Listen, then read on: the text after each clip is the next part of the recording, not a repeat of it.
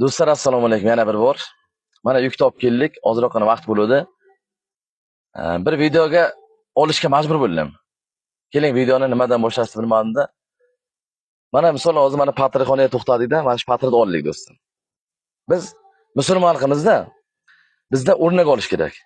Mayli otlarni aytmayman. Bir ikkita emas, bir 10 talar desa ham bo'ladi, 10 talardan ham ko'pdir.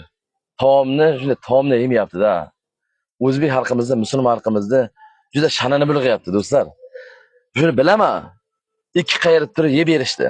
Lekin kerak emas. Bizdan chet elliklar o'rnak olsin, havas qilsin. Mana musulmon xalqi, o'zbek xalqi bu chiroyli taomlanyapti. Madaniyat bilan deb turib havas qilsa.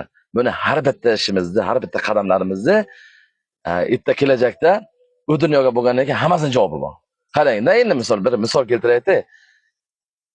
Bir 50 tala marojni, 50 tala qalampirda marojna qo'shyapti-da. Pul o'lsin. U erta nafsi gettakana haybiringlar, birodarlar. Shunday kolani 2 litrlik kolani olyapti-da, bir ko'tarishga qo'lini ushlamayapti, og'zi bilan ichib beryapti-da. Mayli ichib etsin. Endi pul deb 50 ming so'm pulga o'ynayapti shuni. 50 ming so'm pul deb turib, sha'nimizni bug'lash umuman kerak emas-da.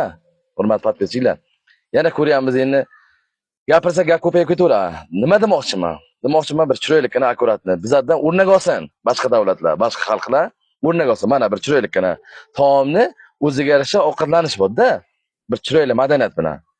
Ko'rgan odam bir endi tavba qilinmi, molga o'xshab turib ovqatlanyapti-da.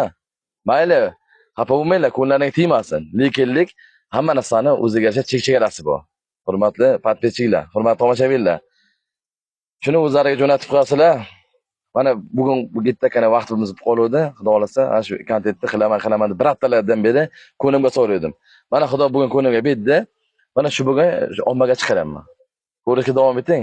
Shuni bir bo'dagina sindirib yesam bo'ladi, ikki bo'lib tursa yesam bo'ladi. Qaysi chiroyli?